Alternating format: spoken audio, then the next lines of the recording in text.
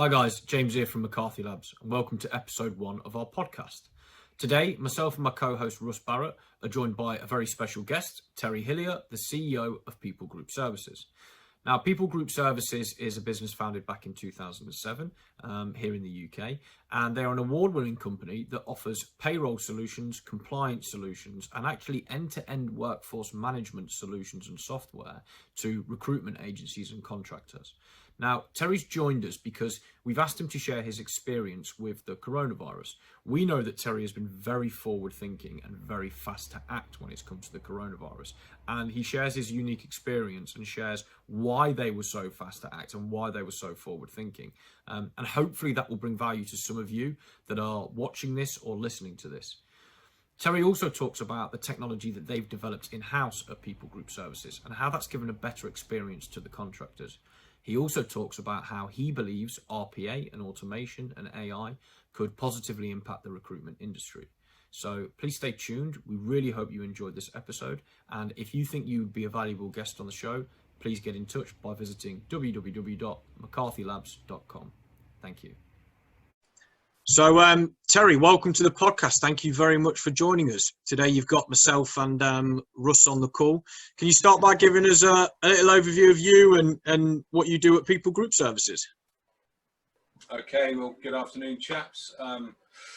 Honoured to be here today. My name's Terry here. I'm the Group CEO of People Group Services, and historically People Group were a traditional payroll organisation for the recruitment sector, and in the last perhaps 2 or 3 years we have diversified into technology, workforce management solutions, digital onboarding, right the way through to payroll. And payroll will include a number of differing payroll products pertinent to various sectors within the recruitment industry. A little bit about the company.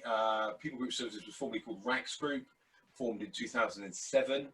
I'm proud to say from scratch we have been nominated many and achieved many awards over the years, including Sunday Times Fast Track number 38 in 2015. We were voted the fastest growing company in the Southwest in 2014, 15 and 16. Recognised by the London Stock Exchange for one of the top 100 companies to inspire Britain, along with other accolades for social awareness and helping the community. So the payroll company was the initial company, and as I say, we then diversified because there were a lot of players doing the same job into what we could offer the recruiter in terms of, I suppose, an end-to-end solution. Nice. So what were you doing before you started People Group Services that led you into doing it? So I left university with a maths and computing degree. Didn't want to follow into the accounting footsteps of all my friends and colleagues at the time. So I went into financial services, spent a time in direct sales, then advising companies on loans, mortgages, investments and the like. Then to work for a similar type of company in the Isle of Man, who were probably the pioneers in this particular sector. However, being in the Isle of Man came with its own issues, in so much as it being offshore and was it legitimate. So I then moved back essentially to the UK and helped a colleague start up a company doing a similar thing in Scotland. We then parted ways, and I decided to do the same thing in the UK. Nice. So I suppose the thing we want to delve into first, and thanks for the intro, Terry, the thing we want to do, and obviously this podcast is based around bringing value to the audience around RPA. We've called it the journey of RPA, and we do want to talk about technology and automation, how you think it's going to help the sector and people coming out the back of coronavirus. But I suppose the big thing that everybody wants to know is, how has your industry and your company changed due to coronavirus? And how have you guys weathered that storm? Because you seem to be, from what we can see on LinkedIn and from the conversations we're having, you're actually doing well, and you've been really pioneering a lot of things to get yourselves through this time. So how has things changed for you, and how have you guys been affected? Well, yes, like most, we've we've hit the brick wall with regards working in an office. So we took the stance probably a week before lockdown to supply everybody with the necessary working from home equipment. Had that all geared up and ready to go. We appreciated straight away there were a number of workers within the organisation that couldn't really add any value outside of the workplace. So our own internal staff, some of those were furloughed as a direct result. But the main teams, the payroll, the client services and things that could actually work from home and add value were kept on. So that was probably the biggest change, I suppose, for everybody across the country, apart from those of us that tend to like working from various different places. The sales guys, pick up a laptop and work from the back of a car or a hotel room. But yeah, rather perversely, in this particular pandemic, this crisis, our sectors range from healthcare, social care, education, driving, logistics and IT. So I suppose half of our contractor workforce, our client base, were actively out there working. In fact, more so in the healthcare sector and people being called back in. Logistics have seen an unrivaled call for drivers and the like, the Amazon workers, the parcel delivery guys. And IT, again, historically, most of those work from home all the time anyway. So it's really a case of business as usual for those guys, and probably more so again. The one that's really hit us most is the education sector, clearly, because all the schools are shut. So I'd say probably 45–50% of our furloughed contractors are supply teachers, TAs or school support staff. Where do we step up to the mark? As I've mentioned on a number of occasions in interview, is we saw the furlough rules from day one. We knew what the spirit of the rules meant. We knew it was there to pay people who were otherwise going to lose their job or income because of this. And therefore, we had to do what we had to do. There are some succinct and intricate detail into the way umbrellas and payroll companies pay contractors, which has always, I suppose, put our competitors on the back foot. They've analysed the very limited guidance, the very limited regulations in, I would say, an extremely negative way. They've looked at it with a negative outlook. We went straight in with a positive, proactive, let's pay these guys. And do you know what? If we're doing it wrong, well, how can I be held account if we're doing it wrong and we're actually doing the right thing? So they drafted in lawyers to look at like I say, it was very, very limited regulation and guidelines, specifically not for a temporary workforce arena. Certainly not for the education sector. We've got another big hill coming down the road, which is going to probably hit a lot of people, including us, and that's the summer holidays. We need to analyse, do temporary teachers work ordinarily during summer holidays? One would argue no. So therefore, the furlough rules actually prohibit them from being furloughed. But that's for us to look at. We're campaigning again with QC's opinion, and we're looking at MPs and various unions at the moment. But yeah, I suppose the crux of this is it was a time of need. It was a time of requirement for everybody to act really fast. And I'm sad to say, and really sad to say, my competitors and some of the agencies out there as well have procrastinated so long that some of their people still haven't been furloughed, haven't received. They were saying 650,000 about 4 weeks ago, haven't received a penny. I think it's probably about half that now. Ever since the revenue portal was opened up, people put in retrospective claims. So that sort of eased the pain a bit. And like I've said again in many interviews, this is not about one-upmanship, about being better. This is about getting these guys paid. Yeah, it's as simple as that. Well, it seems like you were really you were clearly really proactive. Do you think part of the reason why potentially some of the competitors haven't been is due to the limited information and limited guidance, or do you think that unfortunately some people just aren't potentially as proactive and have panicked a bit and said, maybe we just try and weather the storm as a business rather than being really proactive and making sure all the contractors are being paid? Or is it really down to the limited guidance? Do you think that's played a massive part in it? A bit of both, really, but at the end of the day, when you're paying anywhere 4,000, 5,000, 6,000 people a week, and the government turn around and say we're not going to pay you any of that money back, that's an industry and commercial business debt now. straight away. And I understand the reasons why they look at it. I suppose our industry, again, whilst we're quite, what's the best word to put it? We tend to invent very strong stories. When adversity comes, we come back with a good, solid answer to that particular adversity. But that usually takes us time, maybe 6-12 months before legislation comes in.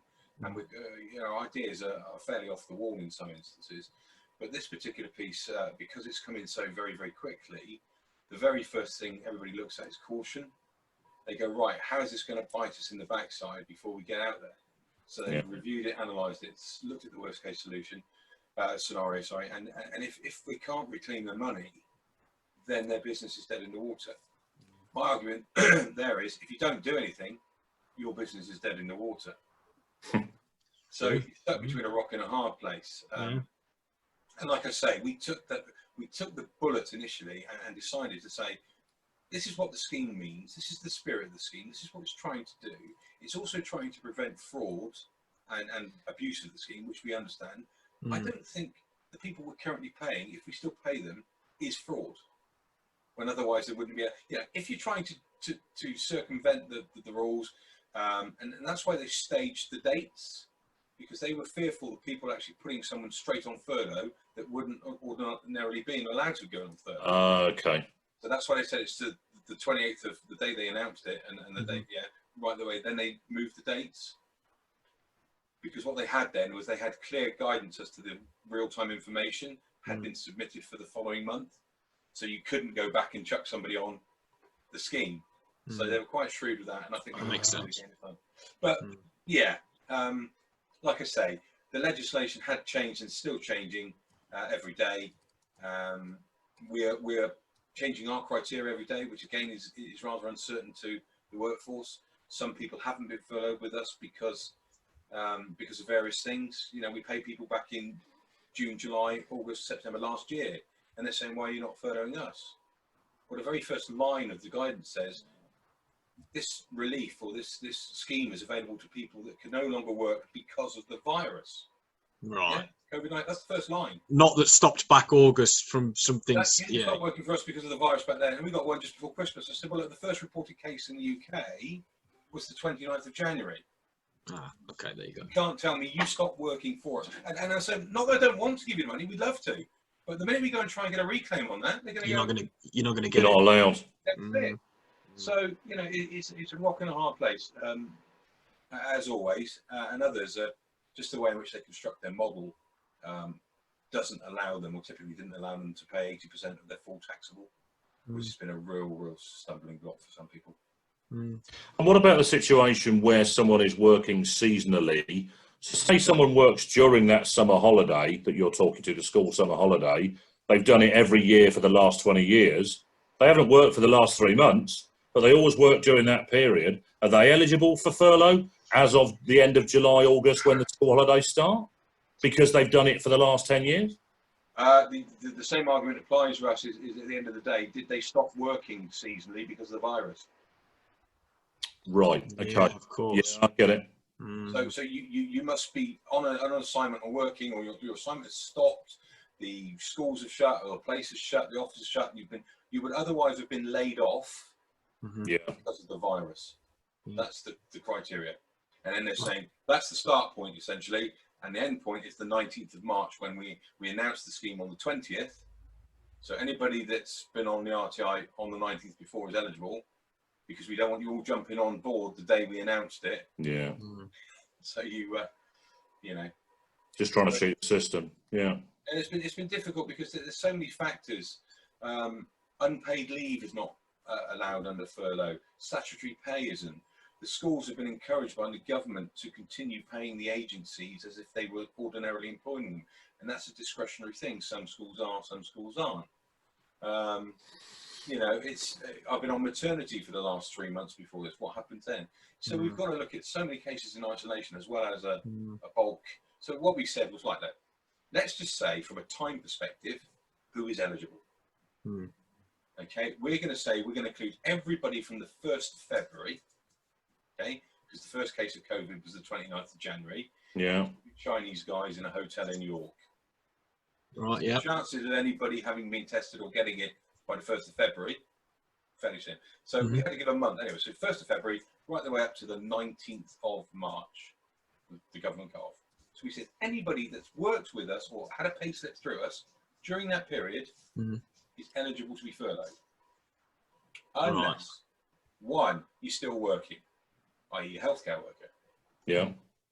2, you're on sick pay, you're on statutory sick pay, maternity, paternity, you can't have them both. Yeah. 3, you're on unpaid leave, which you can take them off of unpaid leave and put them on something else. But that's our argument there. Or you're actually working somewhere else, so you haven't actually stopped working because of it. So you might not be with us as an employer. So you can't be furloughed with me, but still works from the day one with someone else. You're a delivery driver for DHL because they're really busy, but you're not doing your job as a teacher. Yeah. But the irony is you're working around. If I furloughed you from day one, you can go and get a job as a delivery driver.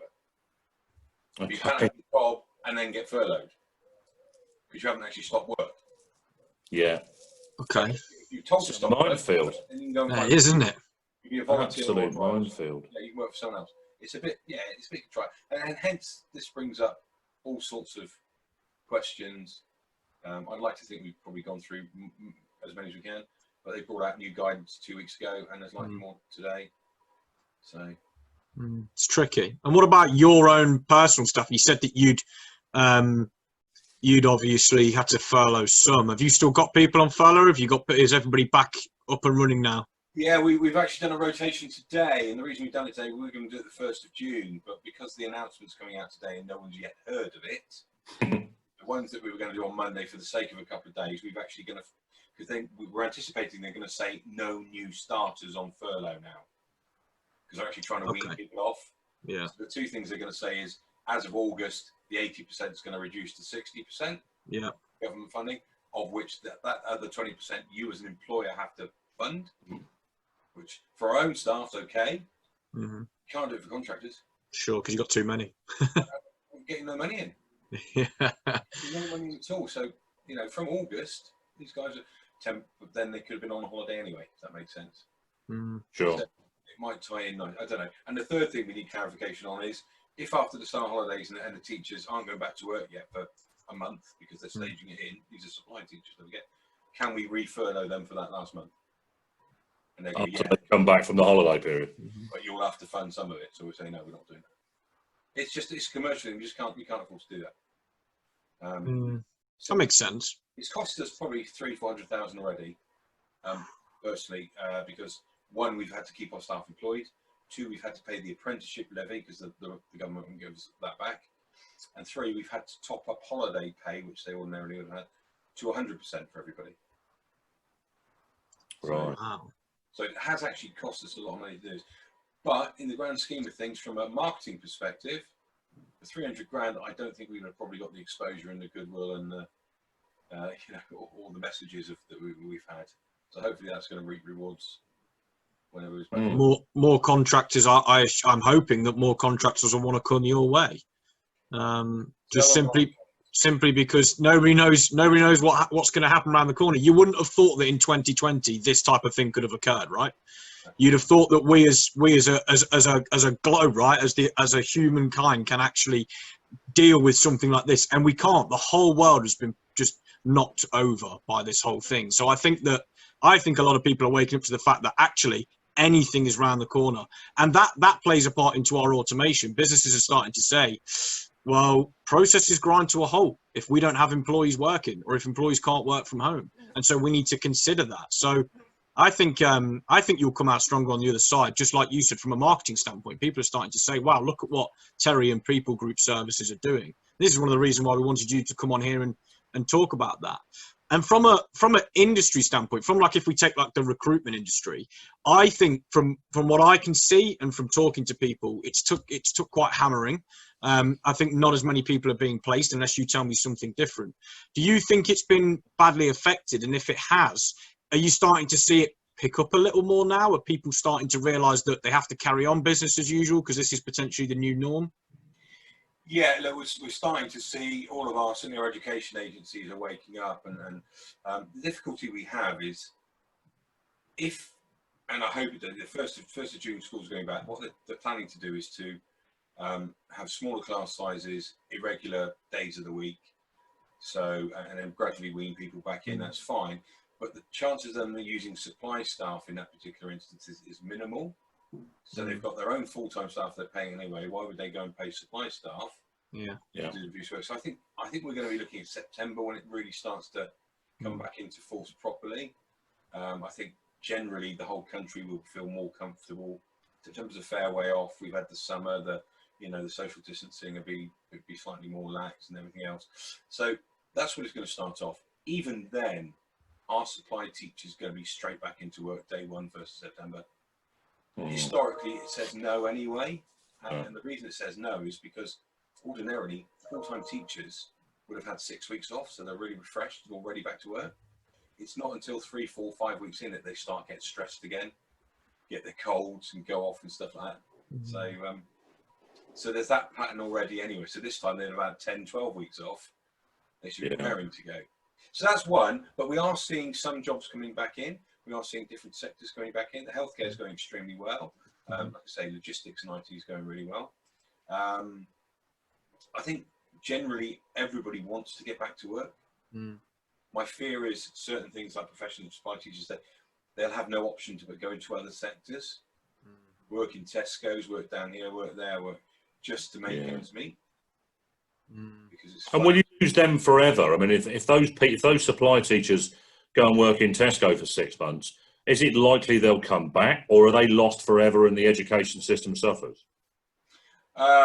Well, from a monetary perspective, unless they train in something equally as qualified, then they'll see it. Even if they go to Tesco's, they won't get the reward that they're getting at the moment. So it'll be a short-term fix. Right. But people will need to. But I'm just hoping, like the supermarkets out there do in fact have the capacity to employ all these people, because it doesn't look like that.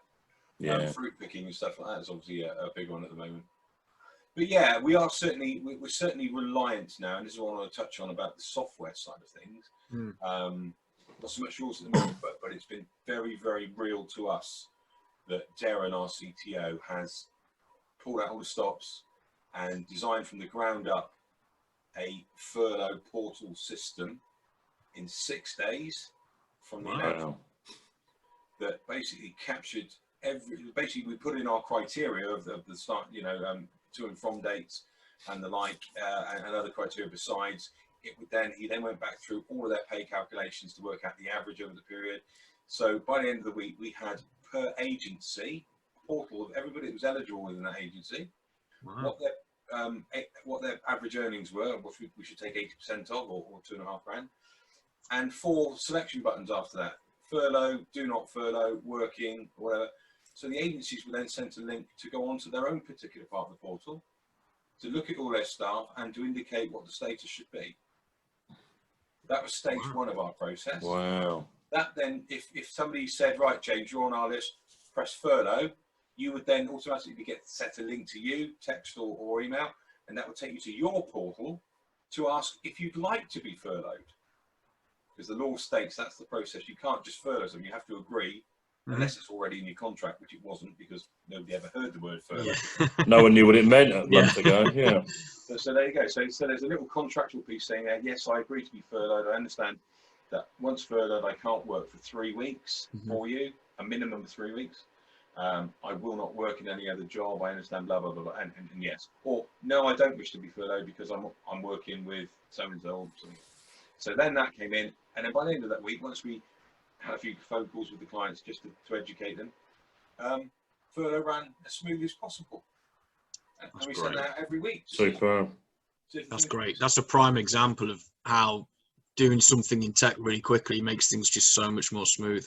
And I love that. I think it's great. How did Darren come up with that idea, or was that something that you wanted to put in place? Well, I mean, the guidance virtually said to start with, right, you can't furlough them if they are doing this, this, this, and this. The only way we could find out if they were doing other things was via the agency. Yeah. And some of these people work for 3 or 4 agencies. Yeah. So if one of them said don't furlough, they weren't furloughed, because they might not have been working for the other 3, but were for that one. So there was loads of little tweaks we had to make. And then the second thing was you had to have agreement from the individual themselves in writing and understanding. So it basically told us what we should do. He then went away and scoured the database, did what he had to do. And he said, look, by definition, I gave everybody's pay, whether they're eligible or not. It was easier for me to just run the calc on everybody. Yeah, so he did that. So we were then starting to move our criteria as things got clearer. So we allowed more people in, which was brilliant. So he didn't have to rerun these calcs. So he just said, oh, you're eligible now, and that's what you're earning. And you're eligible now, and that's what you're earning. So he sort of fell into it quite well, really. But it's worked out extremely well. That's great. Excellent. So I know we've obviously spoke about COVID-19, the whole situation a lot, and it was important to see where you guys sit on that, because we've seen how great job you're doing in keeping everybody going. But in terms of technology, we talk about automation, and what you've done there with what Darren's done is created something that allows you to, in a sense, collect information without having to do it in such a manual way, in the sense that we haven't had to ring every single agency and email every single agency and find out all the different information. So obviously you've used it in a really good way. In terms of the other tech that you've used within your business, I know that you guys developed, and correct me if I'm wrong, but I'm sure you said you developed your own app internally some time ago. You use geolocations for the contractors to find out where they are and when they're on site and whatnot. Was that something that was relatively new? Was that, in terms of like the geolocation side of the app and stuff, is that something that you guys put in place that set you aside from the competition? Did you always think to yourself, I need to go down the technology route and the software route to set us apart from the rest? Well, as I mentioned right at the start, we invested in a tech company a couple of 3 years back because payroll was becoming very similar across the board. No real differentiators there. We have since developed another product which is unique to the sector, so that's another story. But it got to a point where we were just racing to the bottom on price, and that's no good for anybody. So we met up with an organisation in Ireland. We developed this workforce management system, which essentially for recruiters, after you post a job on there, it scours your internal talent pool database for adequately qualified people who are available. It then posts the job to them automatically via push notification. They accept there and then, told where to go, what time to meet, their rates and everything else. They turn up on site. There's a geolocation system that links to the postcode of where they're meant to be. So it's very proactive in terms of we know you're 25 miles away from your location and you've got 2 minutes to get there. We better phone the client and let them know you're going to be late, or tell the consultant to give you a bell to say, what the hell are you doing? Are you turning up on site? So it's really proactive in terms of you could almost see that people weren't likely to turn up on site, so you could fill the position before they even knew there was a problem. So that was quite good. And that follows through then to the whole pay and bill scenario at the end, electronic timesheets, check in, check out. So yes, look, not all of our clients take that. Not all of our clients use the geolocation or the check in, check out. Some professional recruiters don't really want their guys being spied upon every 5 seconds, spy on their phone, which is understandable. These are highly thought after guys, intelligent people that if they're not turning up for work, they'll phone up and say. But yeah, I mean, by and large, the technology has increased the speed in which we've deployed people, searched our database. It's helped search for individuals that otherwise have probably been overlooked. We know in old days, or the traditional recruiter days, your consultant has the top 10, 15 people in his head at any one time. He knows if they're available and ready and qualified to work, and he picks on those all the time. He doesn't pick on the guy he saw 6 months ago that he thought was adequate for the job but never found him anything. It's still sat at the bottom of his database. So this sort of mitigates all of that stuff and brings people right to the top. It increases productivity, increases placements. And then as we mentioned as well, we invested in a digital compliance software, which is a third prong to the group, which onboards candidates quicker. That would be teachers, nurses, doctors, IT guys. So essentially, digital right to work checks, ID verification, validation, facial recognition, forensic passport checks, API checks with the DVLA, with the fraud lists, the DBS checks, stolen passport records, all that sort of stuff. It's all sort of instantaneous, that you can essentially say that the person sat in front of you who you're talking to is who they say they are. That's number one, because without which you can't prove anybody. If they're the wrong person, you're barking up the wrong tree. So then says right to work, and then goes on and does a myriad of job-specific compliance checks. As a nurse or a doctor will need a handful, a driver will just probably need a check with a DVLA to ensure one is not disqualified or got 9-10 points, and he can drive an HGV. So that's that's sped up the onboarding process by at least double. The idea behind that going forward is we have a service behind that as well, where we will check things manually, like employment reference checks, right to work checks, blood checks, which have to actually have a physical element in there. But we're gradually building up a database of these, certainly the employment reference checks, that we want to get to a point where the states are at the moment, where essentially when you finish a job, an employed role or whatever, you get given a P45 or the American equivalent. They also have to fill out a 4 or 5 question employment reference, essentially saying when did they work from and to, what was their sick rate like, what was their job title, certain things, and that's then stored online, so anyone at any time can say, well, this person has worked, and fill in all the gaps. So that's where we think technology is going.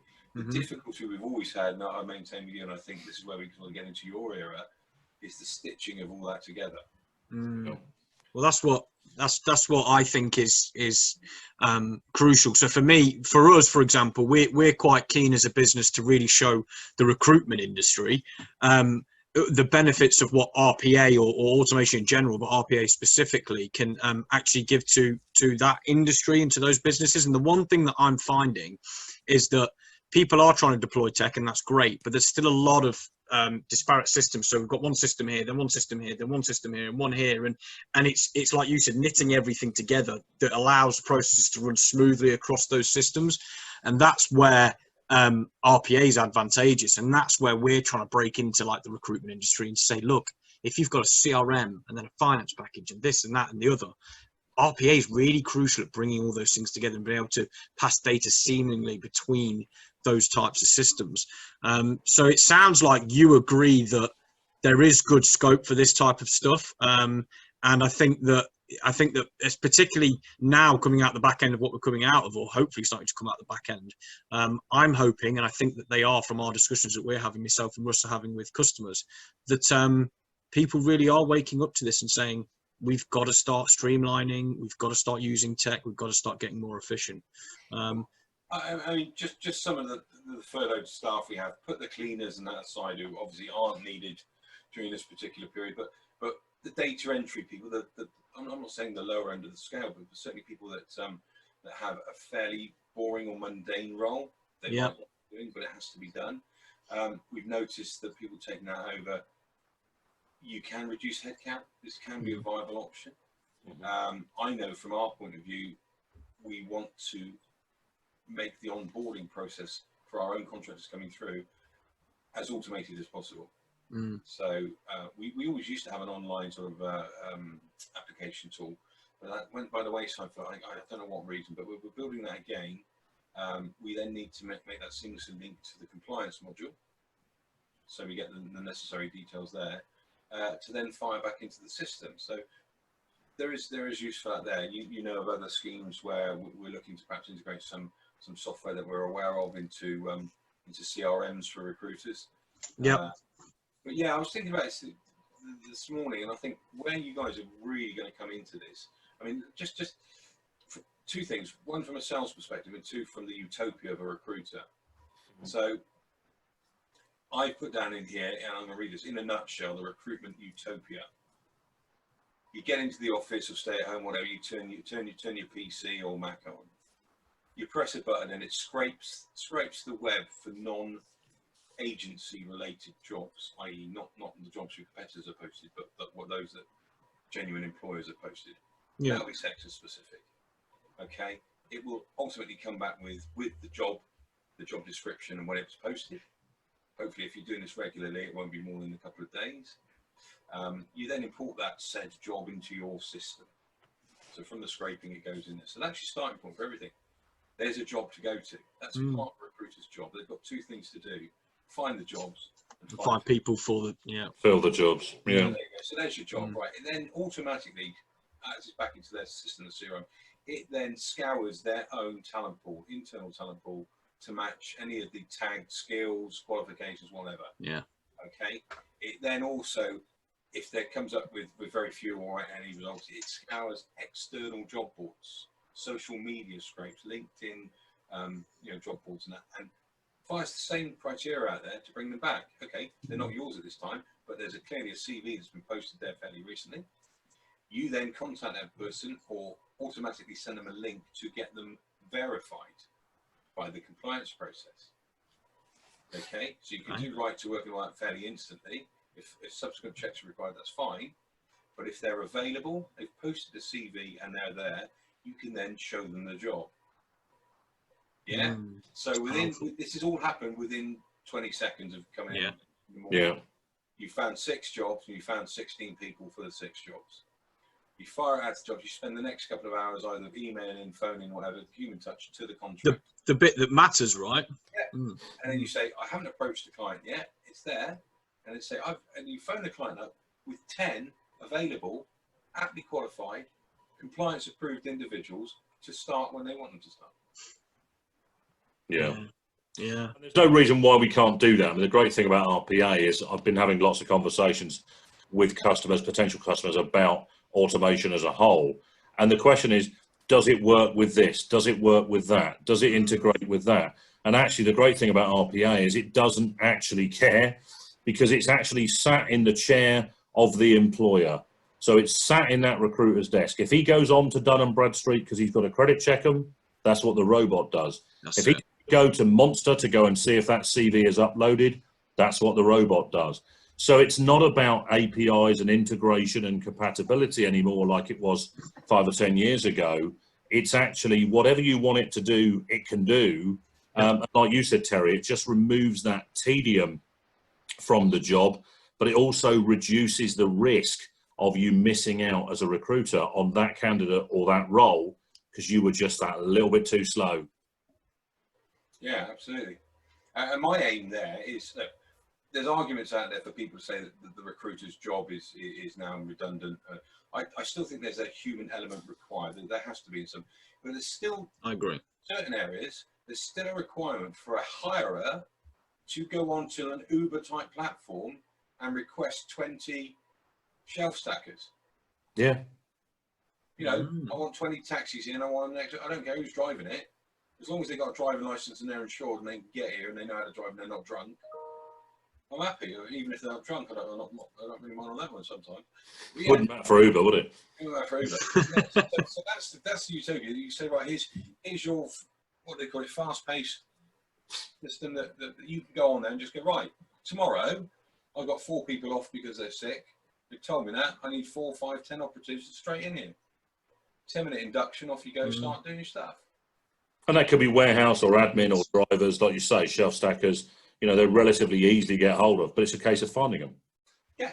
So then you 2 lots of marketing. Then you market the guys out there, and you market a couple of recruiters to say, look, it's going to make your life more efficient. You're still going to get a fee. You can charge less a fee because you're not doing the grunt work.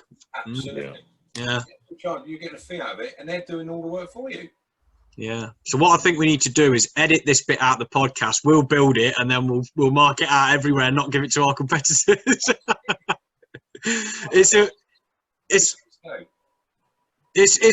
Terry, you're right though. And that's exactly what RPA can do. Is it can go and scrape all of that data and get it ready. It's taking away all the grunt work.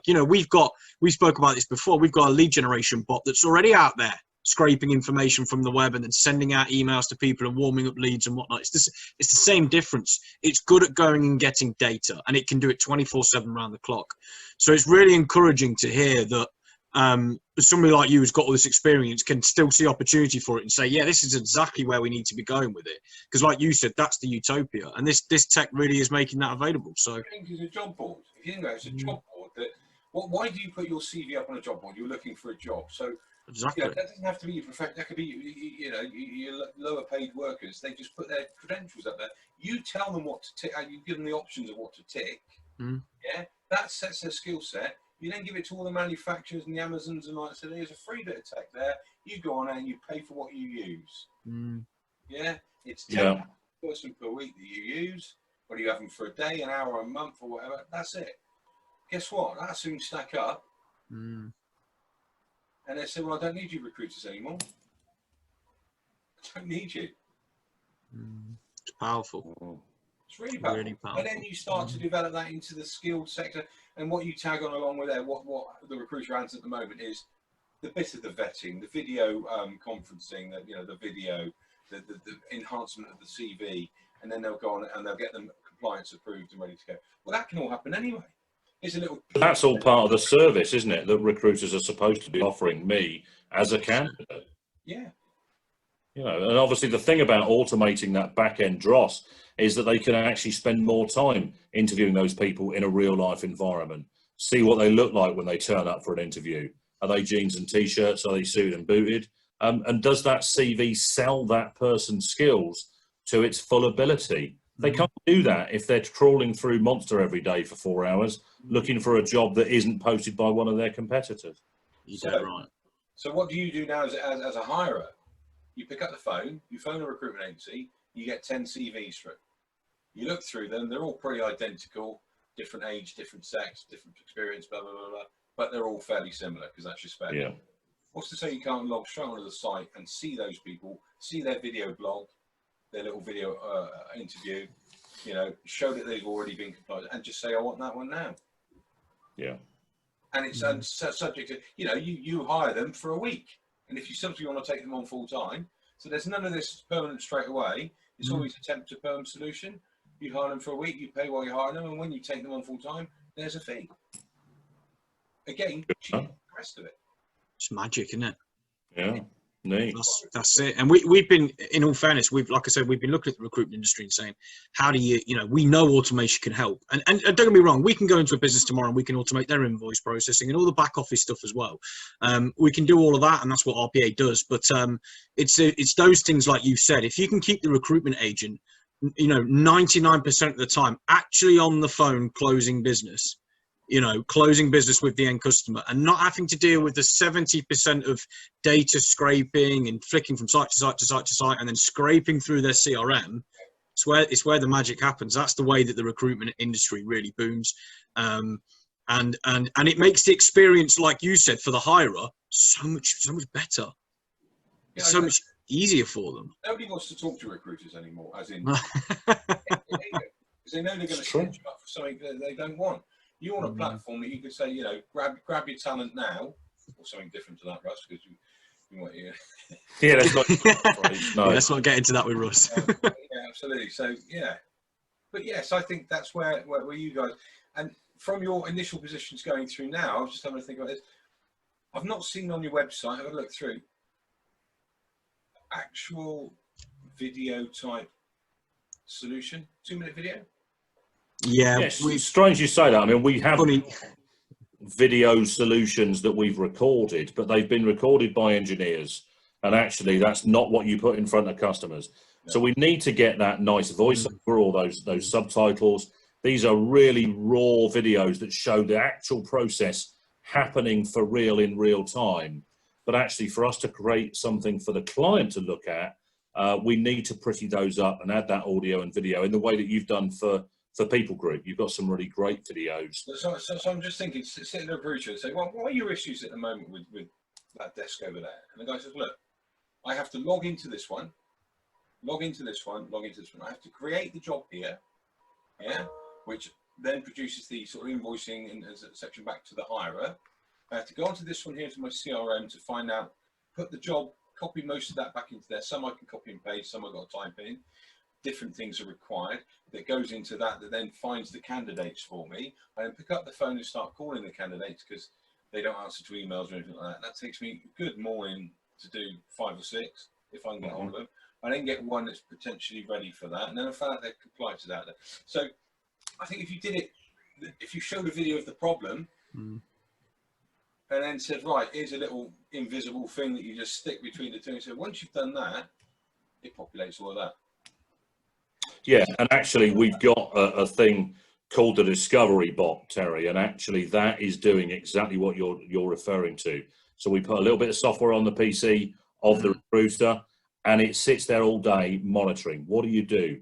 Well, I open this folder, I search for this information, I open that file, I copy that job title, I go to Google, I stick it in there. And if that robot engine sees that process happening 3, 5, 10, 20 times a day, it can now automatically create the automation process. So we do have a video of that, and I'll send that over to you this afternoon. But that's very, very powerful, because it doesn't require you to tell me what the problem is. It will tell you what the problem is. Like, you've done this same thing 30 times today. Why are you doing the same thing 30 times a day? Yeah, and Terry, you've touched on it. Suggestion. You've touched on it perfectly. It's what we're actually working on at the moment. So, and we're going to do it industry specific. So, like the recruitment one we've just been speaking about, there's no reason why we couldn't make that video of the person doing it manually and then actually show the video of the bot doing it and create a demonstration of that pulling from Monster, CV library, and Indeed straight into a CRM, whether that CRM is, I don't know, Bullhorn or whoever exactly. Doing all of that, getting it all ready, finding the 10 candidates, and then even sending an automated email to the actual hirer to say, here's 10 candidates ready to go. Qualified, good to go. All you got to do is tell me which one you want. So, yeah, that's the type of thing that we want to put together. So that's been massively helpful. Thank you so much. And I hope that everybody listening to this has got good value from it. It's great to see what you're doing, Terry, at People Group Services. It's great to see how proactive you've been with it. And we'll definitely be trying to sell you some automation in the coming months. So